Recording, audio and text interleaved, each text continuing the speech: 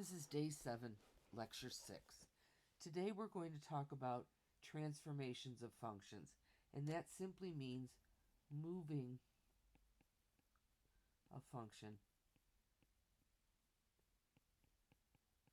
on the coordinate axes.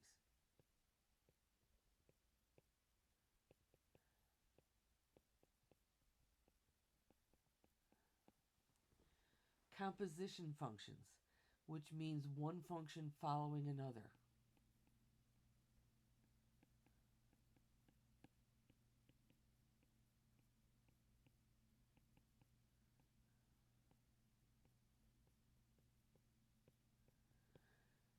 A vertical shift, which is going to move everything up or everything down on that axis.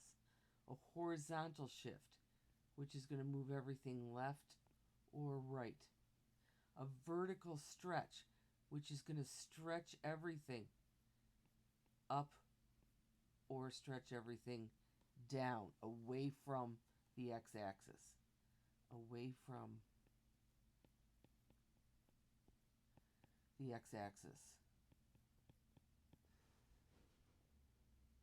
And then graphing those composition functions that we talked about up above. I want you to take a look at these 5 graphs below. Y equals x, y equals x squared, y equals x to the third, and then y equals the square root of x and the cube root of x. I want you to know what the basic shape of each of these graphs looks like and what points they go through. For example, y equals x goes through points where the x and y values are equal to each other. -3, -3, -2, -2, -1, -1, 0, 0, 1, 1, 2, 2, and so on. Y equals x squared. Every y value will be the square of the x value. So at -2, the square of that is 4. -1 squared is 1. 0 squared is 0. 1 squared is 1. 2 squared is 4. And y equals x to the third. -2 to the third is -8. -1 to the third is 1. 0 to the third is 0. 1 to the third is 1. 2 to the third is 8. For y equals x squared, 0, the square root of 0 is 0. The square root of 1 is 1. Now I'm only picking perfect squares here. Square root of 4 is 2. The square root of 9 is 3. And the cube root of x, I'll pick perfect cubes this time. The cube root of 8, -8, is -2. The cube root of -1 is -1. The cube root of 0 is 0. The cube root of 1 is 1. The cube root of 8 is 2.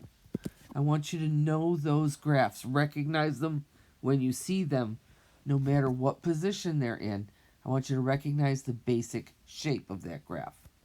Now, what I'd like to do is to go to the end of the packet, the very last page. Now, this part of the packet talks about all of the different changes that we're going to do and how they're going to change the graph. First one talks about multiplying a function by a. If you multiply a function by a, you're really multiplying, because the equation would be y equals a times that function. You're multiplying the y values by a. So that's going to move all of those graphs, and it's going to stretch them by that factor. It's going to stretch. And it's going to stretch by pulling all those values away from the x-axis. The x values will stay the same, so it'll just kind of look like it's getting thinner and thinner as you do that. Now, if the a value was less than 1, it's going to get smaller and smaller toward the x-axis. This next one, the function f at x plus b. That means everywhere in the equation that there's an x, we're replacing it with x plus b. And what that does, and this is opposite of what you'd think it would do, it moves the graph to the left b units. It's a horizontal shift left, whereas x minus b moves everything to the right that number of units. These two are the only ones that work the opposite way of the way your brain is telling you to go. Now, this one I'm doing that function and just adding c to the end of it, not embedding it inside the function, just adding it to the end. And that's going to move it up, or if it's minus c, it's going to move it down.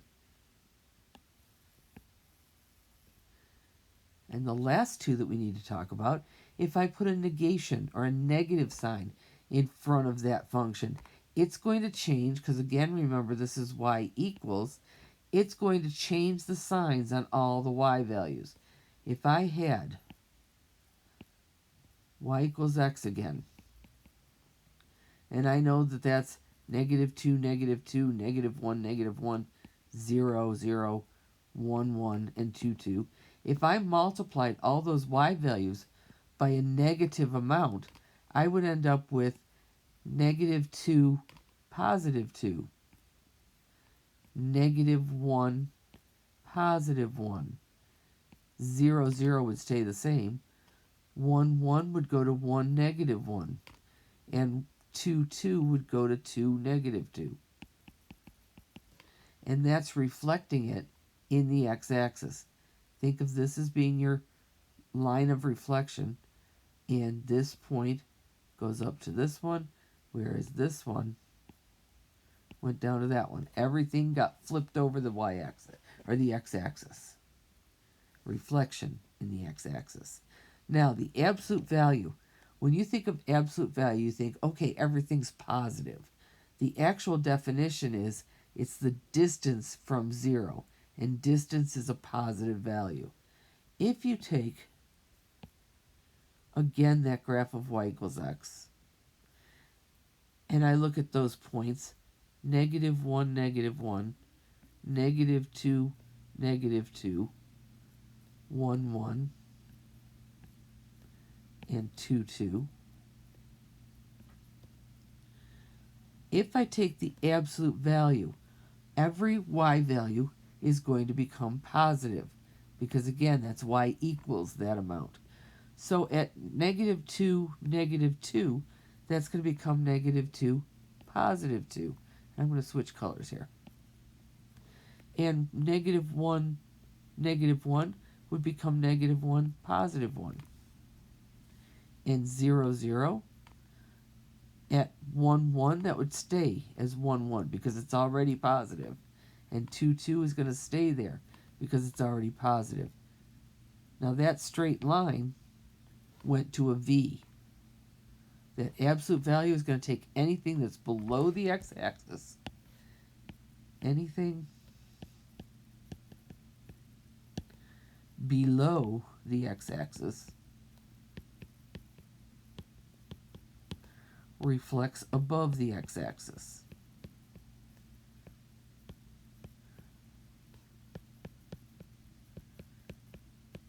So, before you come to class on Monday, I want you to know the basic shapes of those graphs, and I want you to know what these transformational changes do to the graph.